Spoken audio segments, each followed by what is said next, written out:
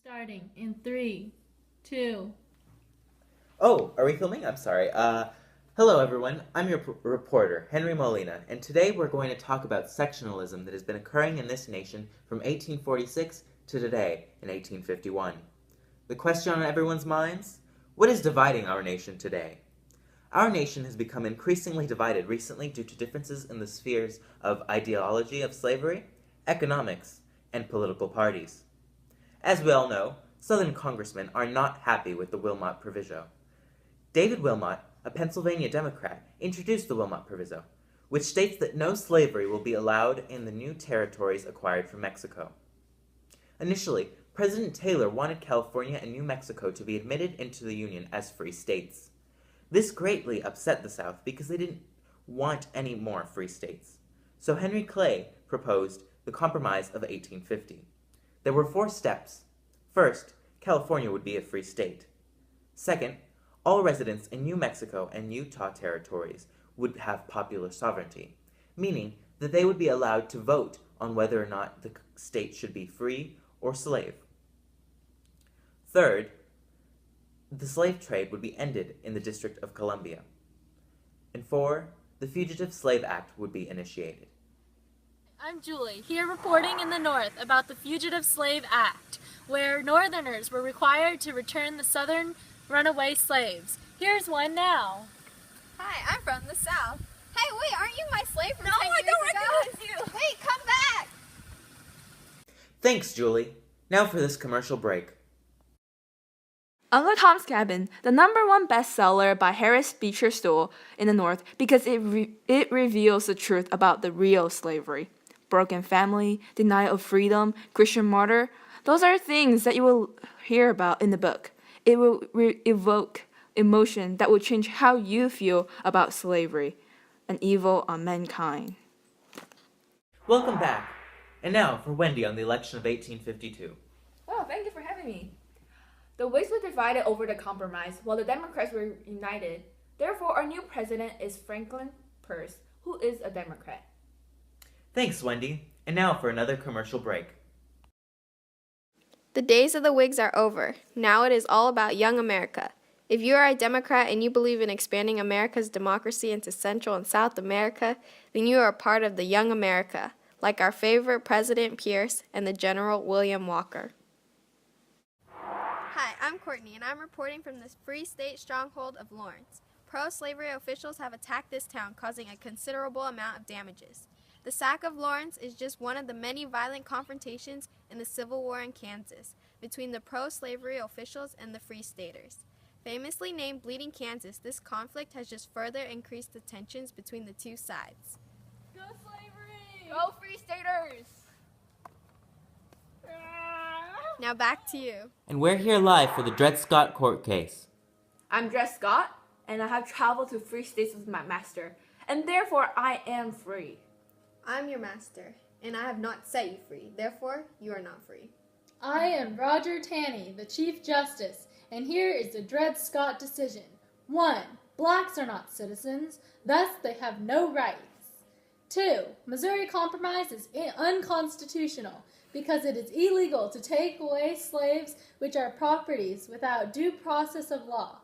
Therefore, you are a slave forever. No! This discussion is between the North and the South. Our first question is for the North.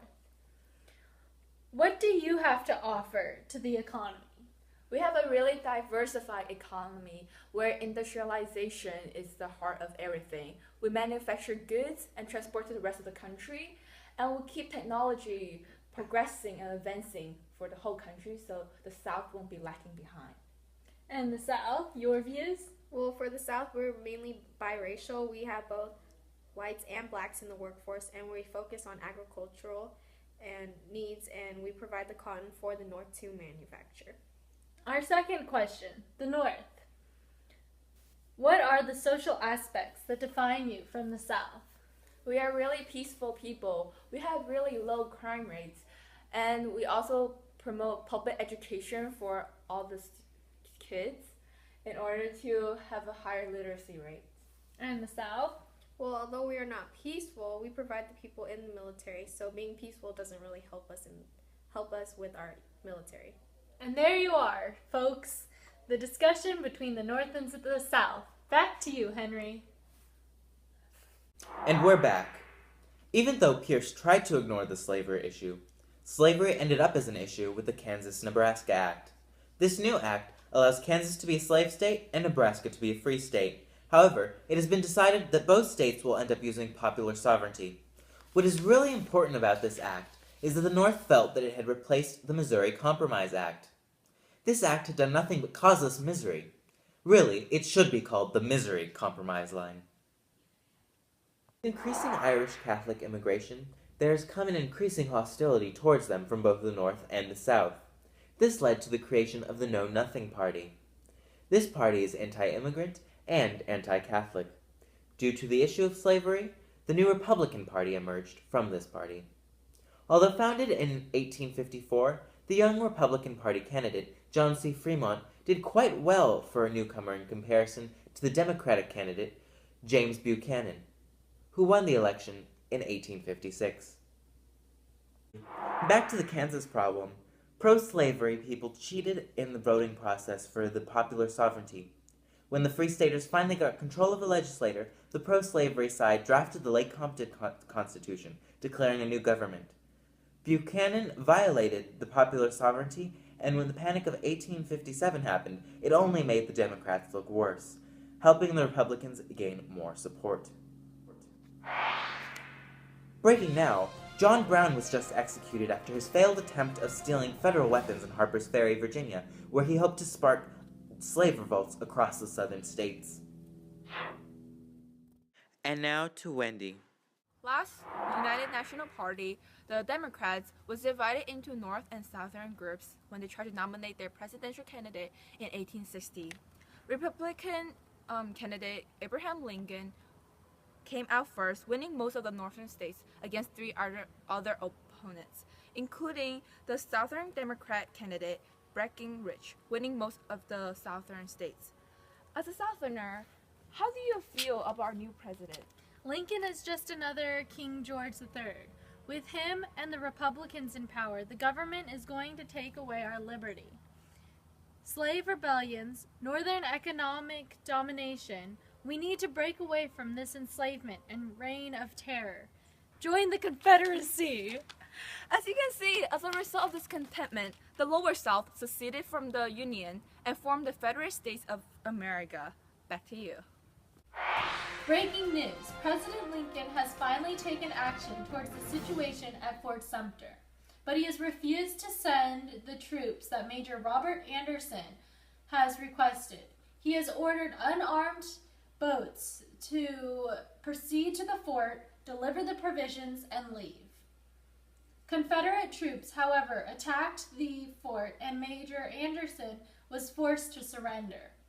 Lincoln called for Southern states still in the Union to assist. However, unwilling to fight fellow Southerners, several upper Southern states seceded. The Confederacy is now 11 states strong, and the Civil War has begun. Thanks for watching U.S. News Now. We'll see you tomorrow. To connect everything back to what divided the nation, let's start by looking at the Wilmot Proviso. So the Wilmot Proviso, it was the first talk of slavery in the new lands acquired from Mexico, which further separated the North and South on the issue of slavery. As a result of the Proviso, the Compromise of 1850 was created in order to settle the territory issues by popular sovereignty. And at the same time, the Fugitive Slave Act was passed, which did not satisfy North or South with this compromise. The Whigs were divided over the compromise, which led to their downfall in the election of 1852. Both the Kansas-Nebraska Act and Bleeding Kansas were events that foreshadowed the Civil War that would soon come in America, because it was a small civil war in Kansas, which they were all divided over the issue of slavery. And the Lecompton Constitution was created, which founded a separate government for the post-slavery people when the Free Stater was in control. More on the issue of slavery, the Dred Scott case decision ruled that Congress does not have the authority to abolish slavery and that blacks were not citizens of the United States. Finally, the election of 1860 and Fort Sumter both pushed America into civil war.